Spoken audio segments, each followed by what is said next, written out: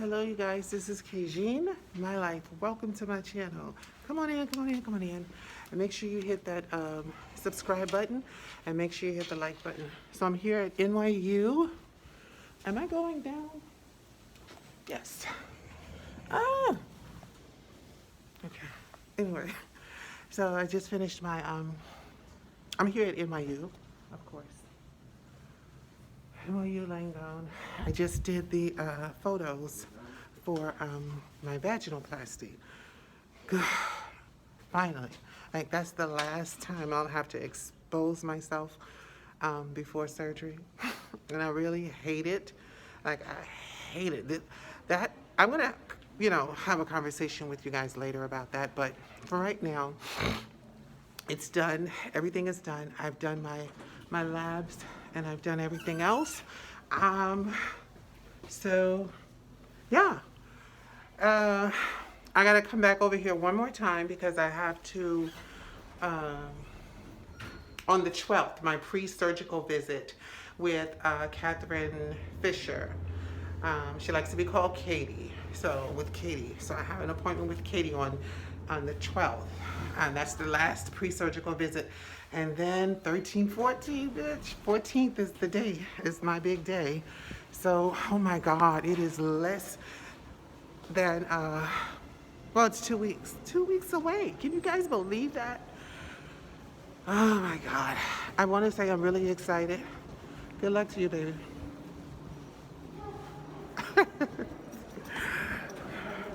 So, I'm really excited. And, oh, we'll get out your way.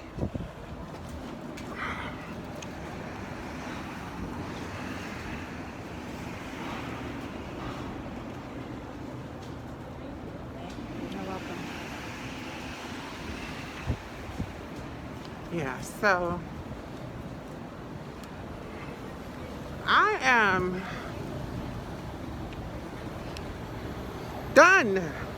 I don't have to see this place again until the 12th, and then of course on surgery day, which is the 14th. So yeah, I'm finished. I don't even know if they got the labs yet. They got this really dingy broad that's sitting at the counter right now, in my opinion, because she seems like she's completely lost about with everything, and when she's talking with a really nasty attitude.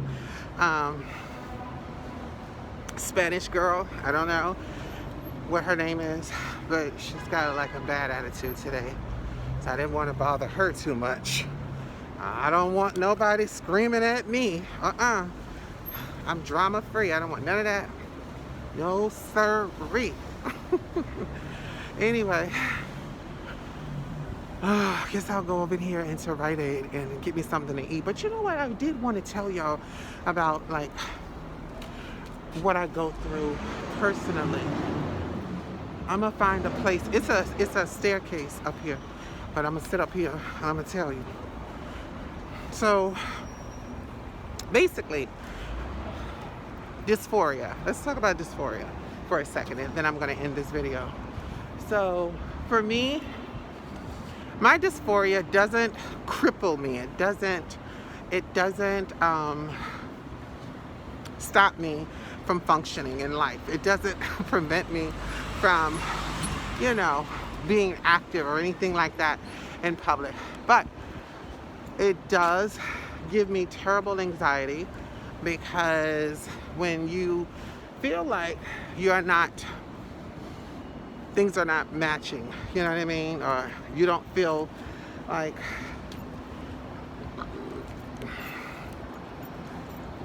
you're passable enough, or whatever the case may be. So you go and have facial surgery, and it makes you feel more comfortable. You feel more of yourself. You feel more true to who you are, more authentic, and that alleviates a lot of stress and everything. So the surgeries do help with that tremendously. So I'm very grateful, and I'm very happy that I'm finally getting these surgeries done, getting them all out of the way.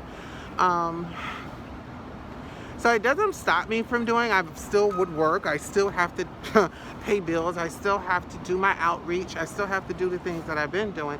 So dysphoria didn't hinder that, but it did cause a lot of anxiety and depression for me. I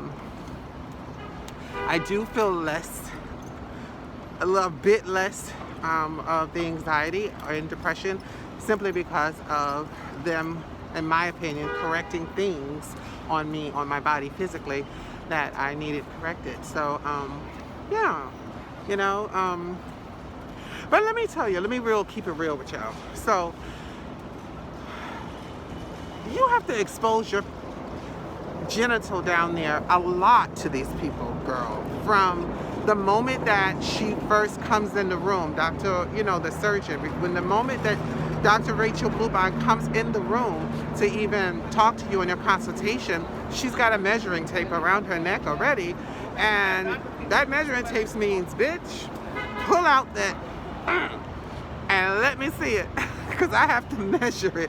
So she's gonna measure you like right then and there. And then you have a male doctor that's right there as well with her, and he's Dr. Zhao, and they have to see it.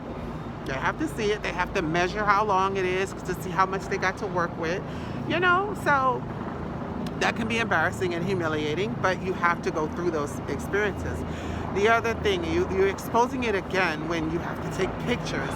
Like just now, I took the pictures. You have to come in there butt ass naked from the waist down and take your photos. I put my sunglasses on because I was like, I don't trust nobody. I don't know if y'all, what are you guys doing with those pictures? And chill.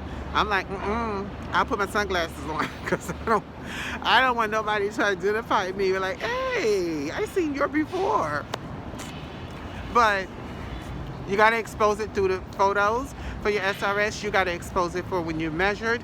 You got to expose it every single time that you go and have hair removal. And for me, those things, those times, it's really, it bothers me a lot, girl. I mean, that's the only thing that fucks with me with my dysphoria. That's the only thing that I have a problem with, is having to expose it so often for hair removal, for electrolysis, for laser. You got to keep exposing this to strangers, you know what I mean? So, you know what? I know a lot of people probably don't make a big deal out of it, and it's no big deal to them. They just drop their drawers and pull their penises out, and it's okay. For me, it's embarrassing. For me, it's humiliating. For me, I've never done that before with my doctors. Like, I've never had to do that with my personal, my provider, my physician. All my life, practically. I've never had them have to, anytime I go to the doctor, I don't ever remember a time, like I've never had a prostate exam, and I should, and I think everybody should. And that's another thing, even after surgery, you still have your prostate. So don't think that they take that out. They don't take that out. You still have it. And that right there is something that you are going to have to deal with. You're going to have to deal with that. You're going to have to go, and you're going to have to take that prostate exam, because I got to do it too. You even got to do it after surgery as well. So, but every time you expose yourself, every time I expose myself like that, pre-operative, it bothers me. It's embarrassing and it's humiliating for me, and it takes a lot mentally for me to deal with. So it kind of puts me in a little bit of a mood for a minute, and then I'm over it. But yeah, like my doctors never, they don't even know what, like any provider I've ever went to, they don't know what it even looks like down there. And some of them that I've had over the years of my life don't even know that I was pre-operative. You want to know why? Because when they go to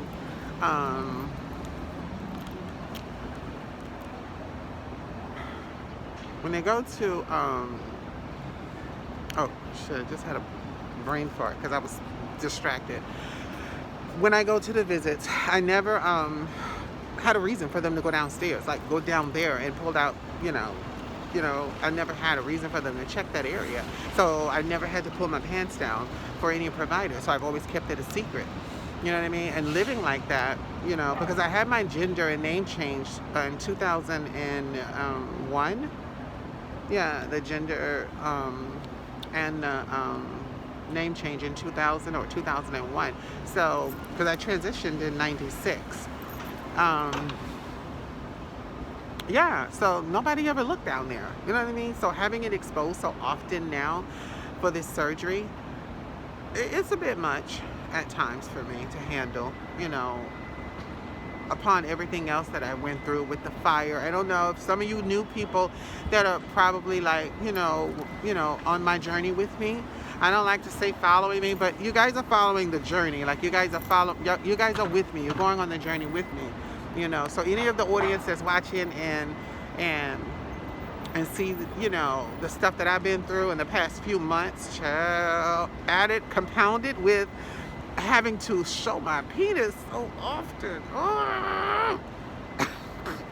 It's just stressful.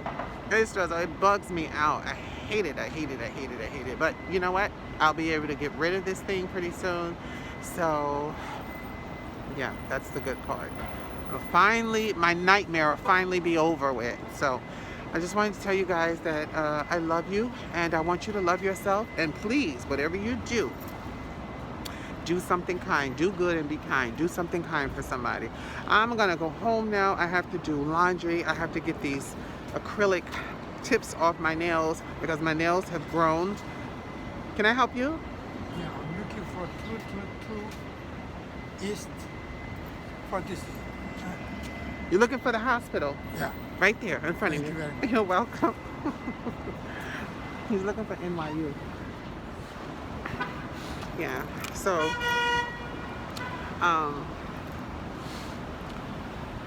be careful crossing the street.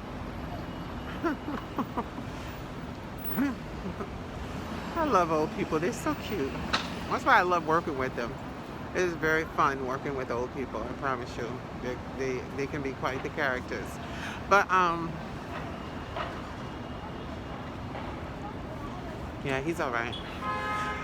Okay, so I'm gonna go home. I gotta do laundry. I gotta get these acrylics off. I'll do that probably tomorrow. But I gotta do food shopping on my way home, and then when I get home, I'm gonna do my laundry and go. Y'all do good, be kind to somebody. Tell your mama, and tell your sister, tell your brother, tell your father, and tell your friends. Come on over to Kejin's channel. Come on over. Call me now. You hear? Love you. Subscribe and like. Subscribe and like. Subscribe and like. Thank you. Love y'all. Bye.